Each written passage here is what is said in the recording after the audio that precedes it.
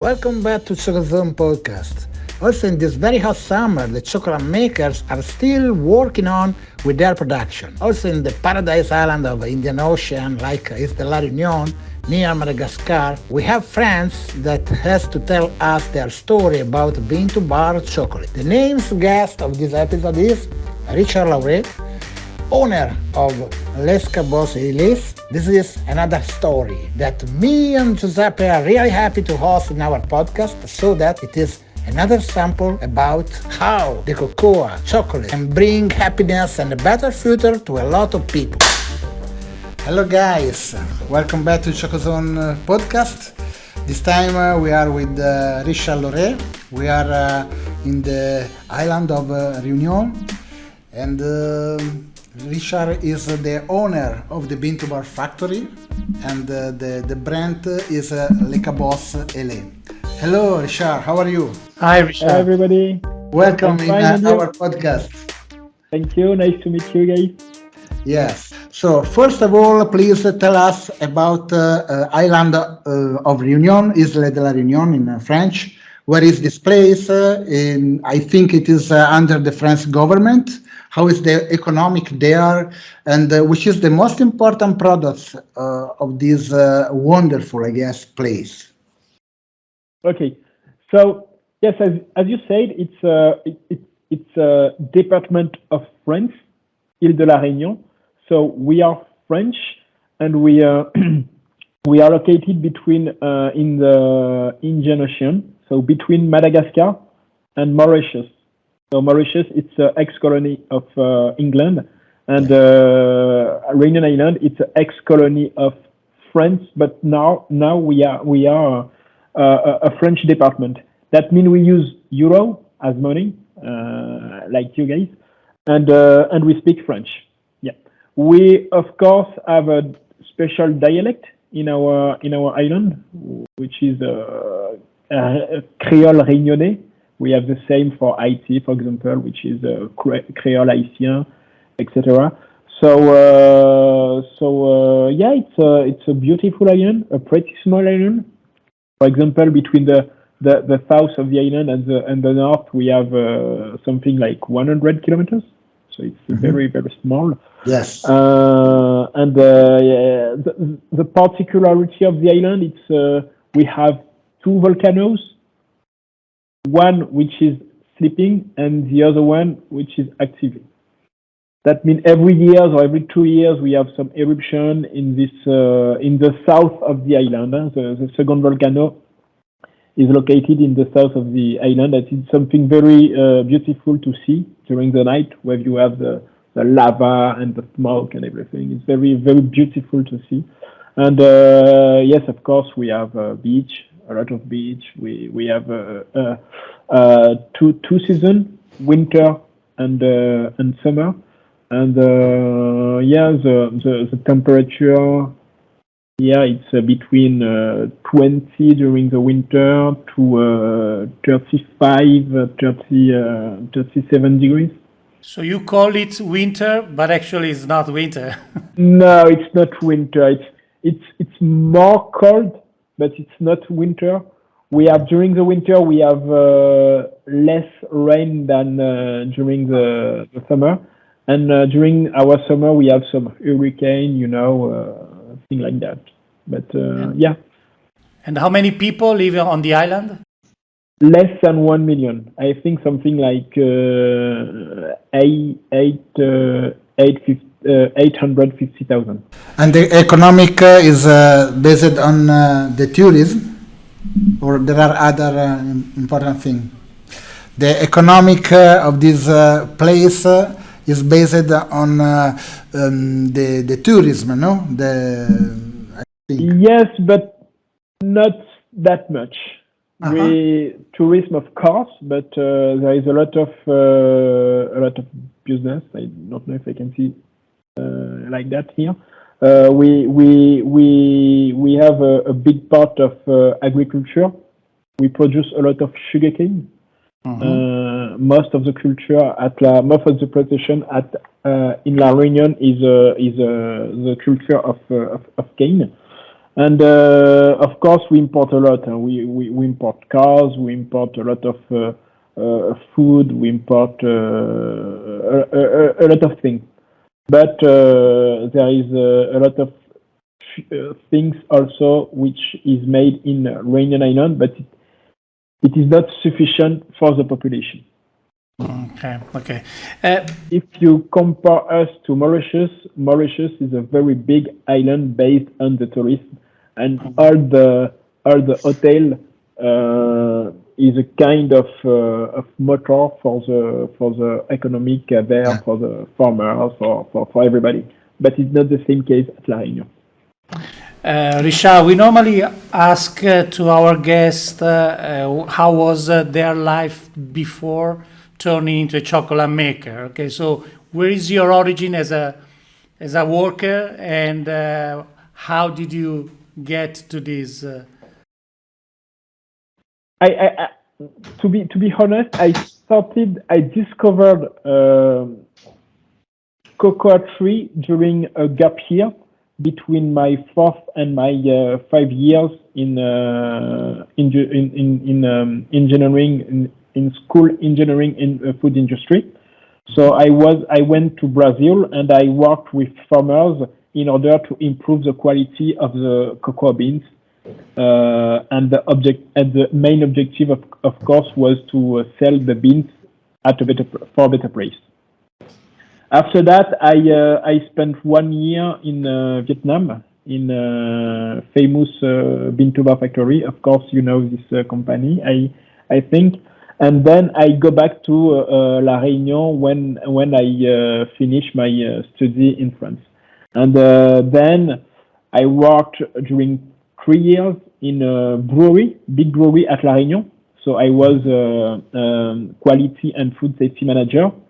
And day after day, I was thinking about Bintu Bar to produce a high quality chocolate, because at La Réunion, nobody at this time knows what was Bintu Bar chocolate, what was chocolate, real chocolate with taste.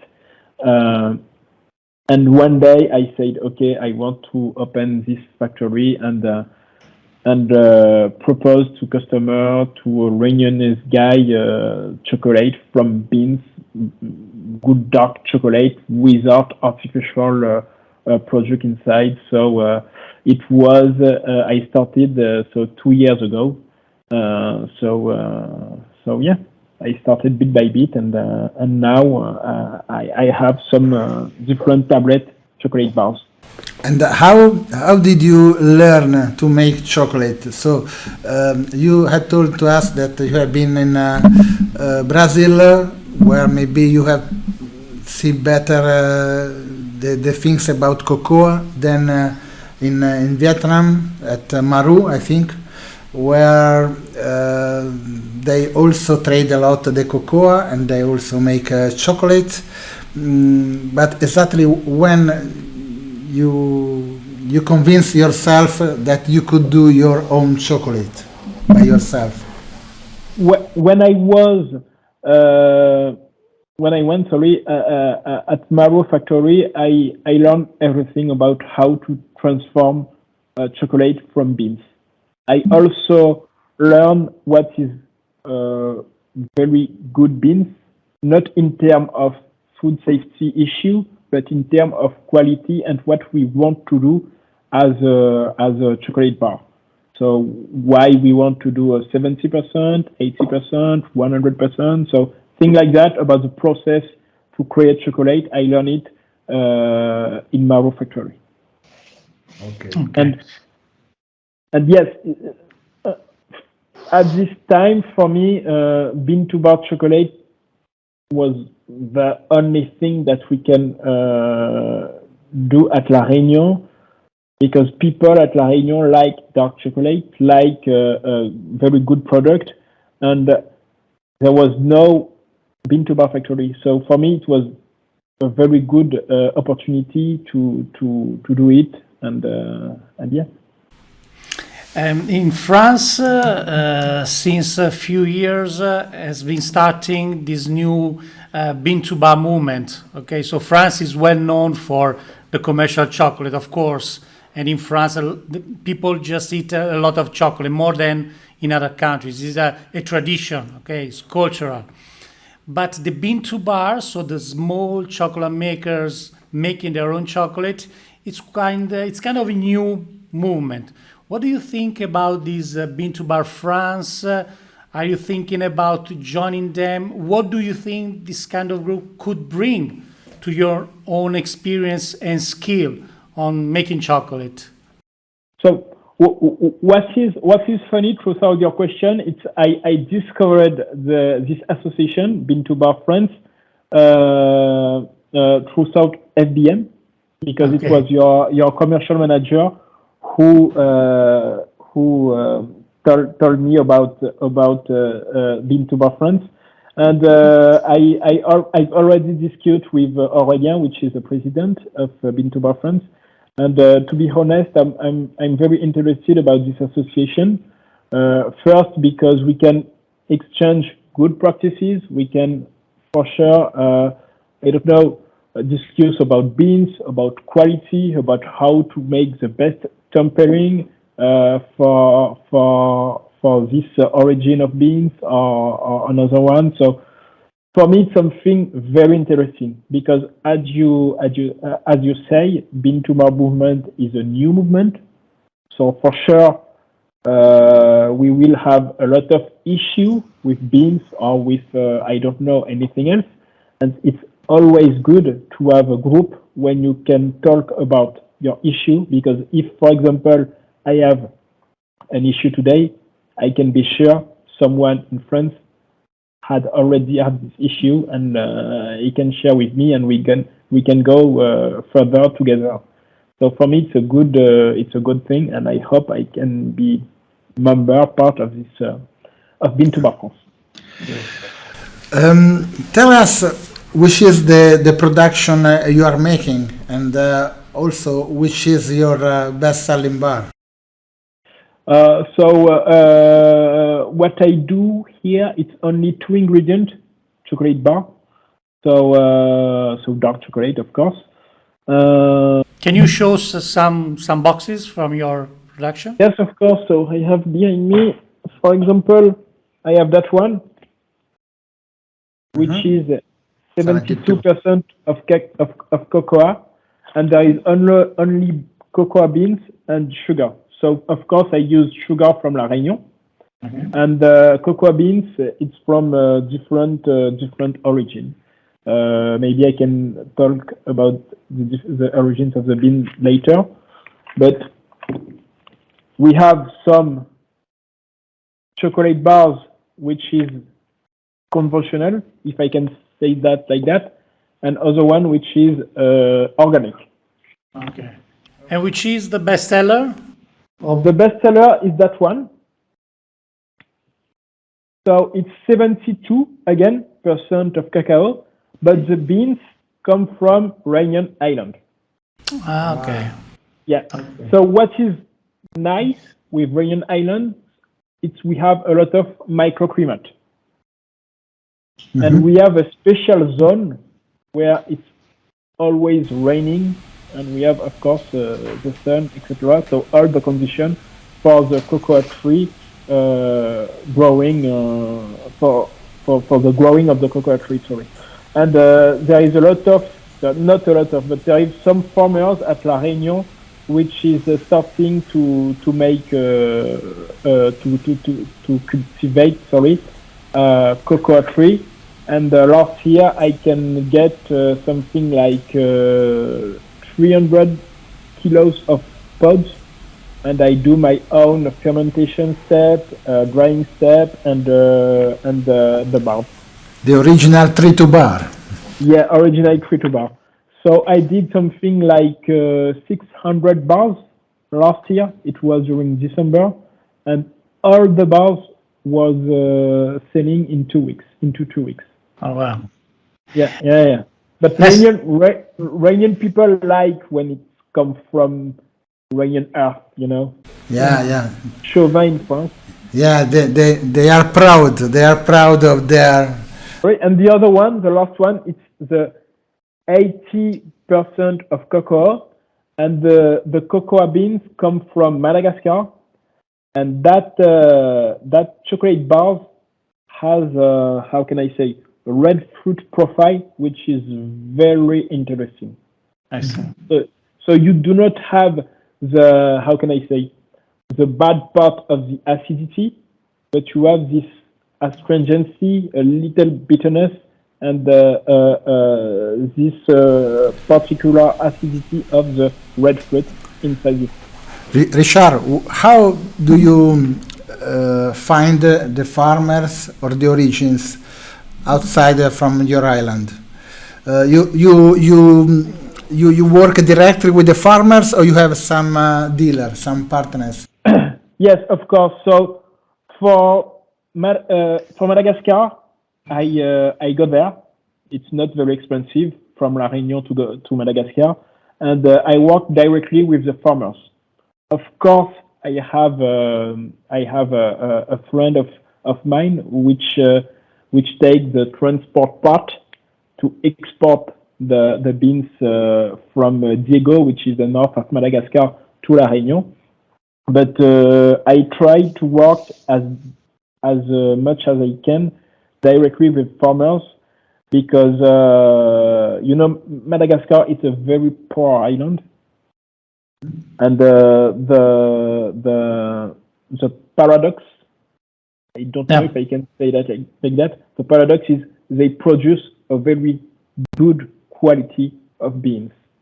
So when you work directly with the farmers, you can teach him how he can sell for better price the beans, and how we can discuss to his customer about the quality of his beans. So I try to teach them to do good fermentation, to do good drying, and to sell it, and to have the argument to sell it at the better price. The better price, sorry. You mentioned. Yeah.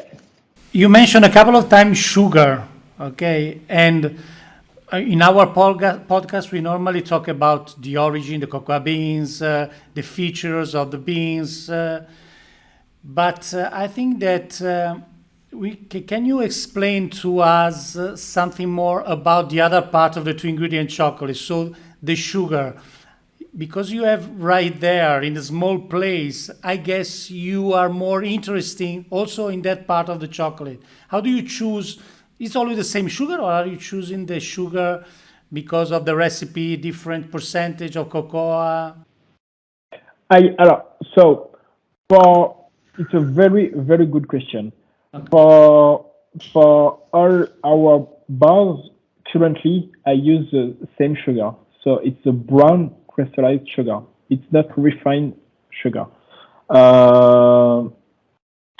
Your question is a very good question, because with the sugar cane, you can produce different type of sugar. You can produce the uncrystallized sugar, which is very interesting to add it in a chocolate bar, because it's the pure sugar with all minerals. I don't know if you get the right word. An organic compound which give a lot of taste to the bar. But this is my next step. So I would like to launch a special chocolate with this kind of sugar, unrefined, uncrystallized. But for that, I have to find the good moisture to do it. And otherwise I use brown sugar, uncrystallized. Okay. And how do you explain to your customers the difference between the chocolate that you can produce and the commercial chocolate they can find everywhere, from supermarket to the big markets? The first thing that I always trying to explain is the sense of what we do. So we try to do the best chocolate. Each bar must be a unique bar. So we are not going with the standard of the industry, and to reach the excellence, if I can say that like that, we try to source our beans with farmers directly, so we do not have intermediate. That means we give to the farmers a better price for the beans. We do not add a lot of sugar, so our bars, it's not sugar plus butter, it's beans, first beans, and the right amount of sugar to find the balance, to find the great flavor into our chocolate bars. Of course, I explained that we do not use preservative, we do not use any artificial or natural aroma, and all we do is we are trying to put into the bar the original taste of the beans. Okay. And for that, then we explain the process. We roast the beans at the good temperature for the right moment. We do not trying to create bitterness, but the exact inverse of what they do in the industry. And do you arrange some sort of visit of your customer? Do you allow your customer to visit your laboratory? Yes, of course, but we not every day, of course, but we try to do it once a month. But it's not it's free. We do it for free. A lot of people are interested, but unfortunately, we cannot organize the visits for everybody, and it's something we do especially for some guests, for some people who are very involved about good dark chocolate. So yeah. With COVID, we have had some restrictions, and we discovered the web more than before, the socials. How is your brand? Do you use this way to try to sell your products, or it is too early? We do not have e-commerce site. Yeah. Yes. So we just started 2 years ago, so we did not reach this level for this moment, and we use Instagram, Facebook, of course, in order to promote the product, in order to explain what we do, and to make the difference. But yeah, of course, internet it's a very good vitrine. I don't know the name in English. Yeah. Showcase. Yeah, to communicate, to make marketing, and it's almost free, so it's always something good to do.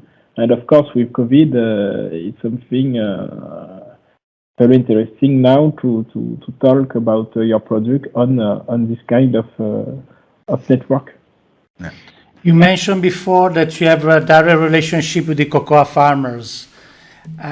Compared to the big chocolate companies, how do you think that the Bintu Bar movement can help the cocoa farmer instead of having, a cocoa farmer would appreciate a big numbers, big volume from the big companies. But surely there is a difference between a big company approaching a cocoa farmer or a small chocolate maker getting directly in contact with them. What do you think is the part that is more appreciated by the cocoa farmer dealing with you directly? The main advantage to work with Bintu Bar maker for the farmers is to sell the beans for a better price.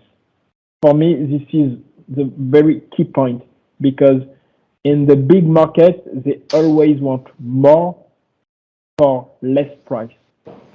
And this is something for me very dangerous, because as a farmer, you cannot, of course, be passionate by your job in this kind of in this way of working, and you cannot live because your revenue is so small.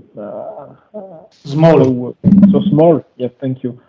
And with this movement, we can highlight also what must be a farmers and what must not be a farmer. I mean, you of course already seen some children working in the plantation to harvest the fruits, the pods, and things like that. No, it's not something good to see. It's not something that we are proud. With Bintu Bar, the farmer can sell for a better price. The farmer can have a better life, I think, and of course it can build the new, how can I say, filière of tree to bar as well, because they can dream and they can say, okay, now I have a very good quality of beans. Maybe I can try. I have a better revenue. Maybe I can try to do chocolate in my country. Maybe I can try to start something. And this is, I think, very, very important, because they can dream. They can, see what they can do more. And they are not only sellers and sell to someone they don't know and never seen the product. And when you are discussing with Bintu Bar maker, the Bintu Bar maker always go to the country, showing the bar, taste it, share it with the farmers, and it's always something good. Yeah, but does the cocoa farmer accept suggestion that you make to them about fermentation? Because you before mentioned that you give advices, but I know there are some cocoa farmers, they say, okay, this is my job. You are a chocolate maker. You are something, completely different. This is very true in Madagascar, because in Madagascar, people are living day after day. Mm-hmm. So they are not, most of people, not all people, they are not scheduling to say, okay, I will collect 1 ton of pods, I will do high quality of cocoa beans, and I will wait for someone to sell it for the better price. No, they are not thinking like that. They just want to harvest and to sell. Okay. Because they need the money now. So if they can sell to the neighborhood, they will do it. If they can sell to another people, they will do it. But they cannot stock the beans. But some of them are ready to do it. So there is a notion of ready to do it. So they can stock. They can organize something like a cooperative with different farmers, and they are ready to sell the beans at a better price if they have more quality. And you cannot work with everybody, but you have to find this kind of person and work with them. And this kind of person can say tomorrow to his friend, another farmer, to say, hey, you can do it for a better price, just trying to do like me, and bit by bit we can improve. And tell me the face of these farmers when they tried the chocolate bar that you have made with their cocoa beans. They understood the importance of the fermentation, of the job of the farmer. But when the second time I was in Madagascar, I spent 3 weeks there. So one farmer did the fermentation, and then we did another fermentation together. And after drying, we feel the difference. And I told him, these beans you can sell it for this price, and this bean you can sell it for another price.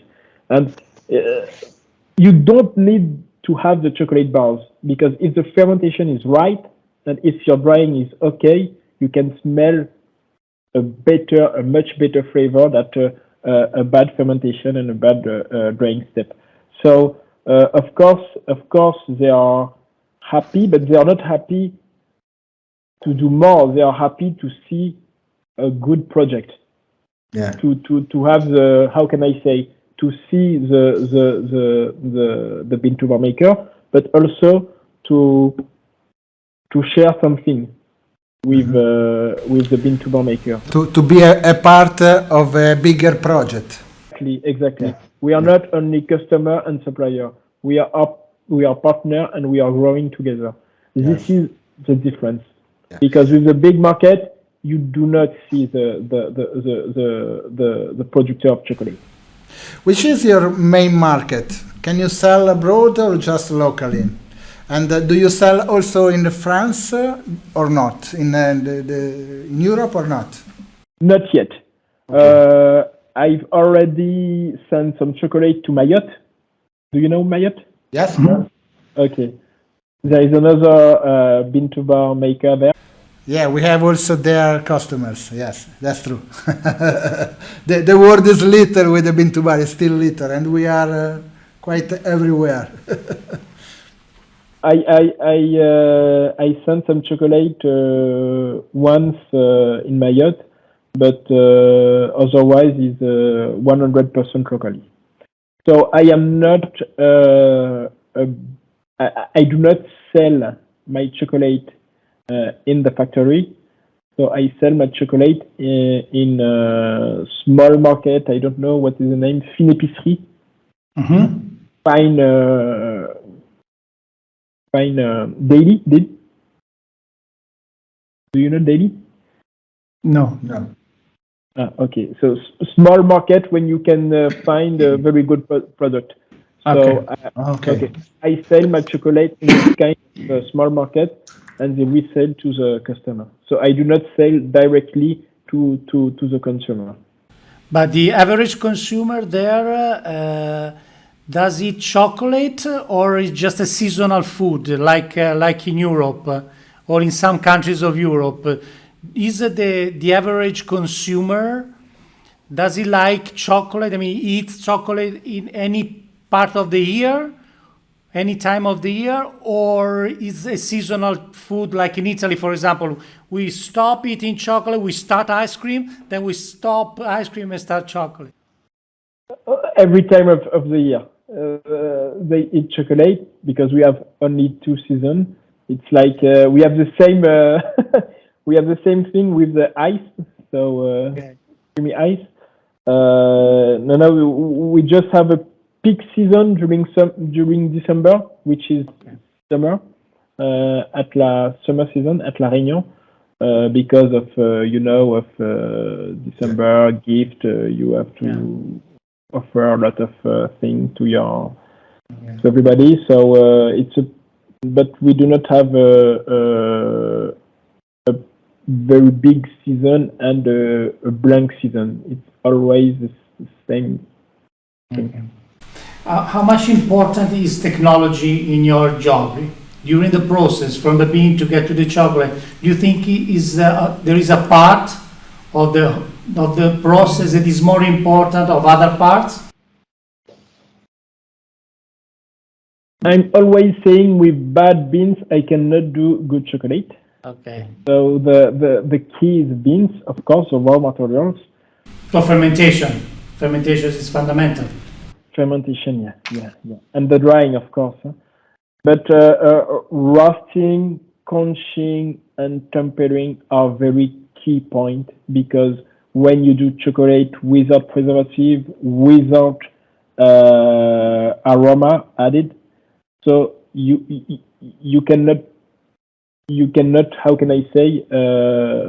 You cannot make mistake. Or you're doing in the right way and you can have a good bars, or you do it in the wrong way and you will not have the same bars that you are expecting to have.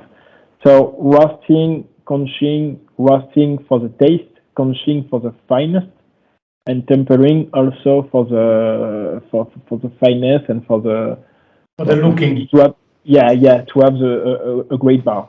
So all this step is important, because when you taste the chocolate, everything is.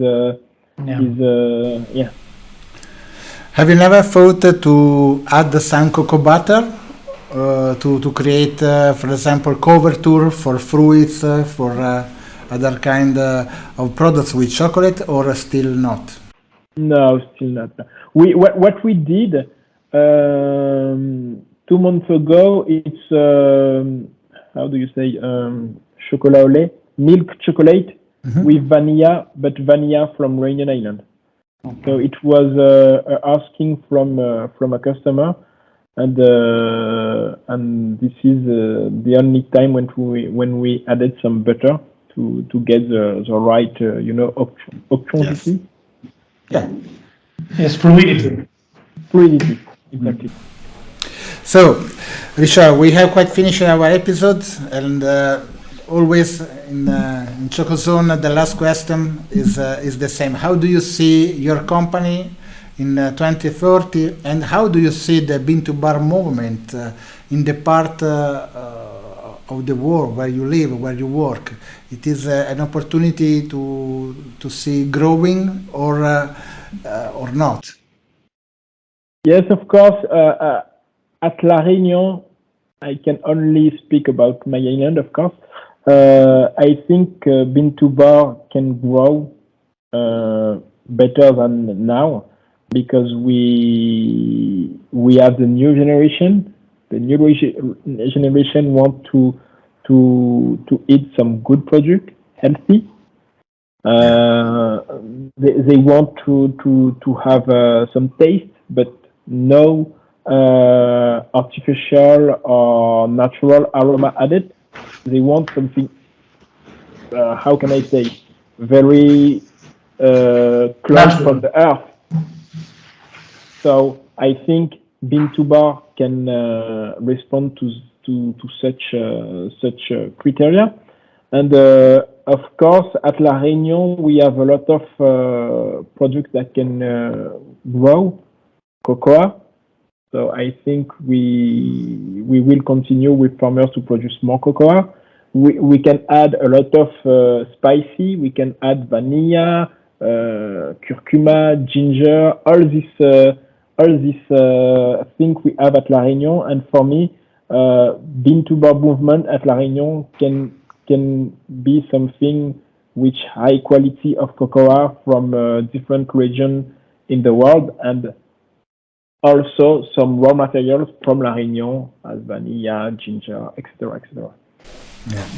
And how do you see your company in 2030? Oh, I don't know. I hope we no, I hope we can sell more chocolate bars, of course, and be a kind of how can I say a kind of representative of being testimonial reference. Yeah, a reference in this region. Okay, great. We hope it's for you. Sure. Thank you. And so we have to take the airplane to see better this wonderful place. Exactly. Yeah, well, Summer. you have to come. Nothing more to say at the end of this episode, I think. Yeah. Thank you very much for your time, Richard. Thank you. I hope my English was not very bad. Yeah, No, it was not. It was great. It was great. It is worth, Not more than an hour, so that's fine. Okay. Thank you very much. Thank you. Thank you again. Thank you. Have a good evening. Bye bye.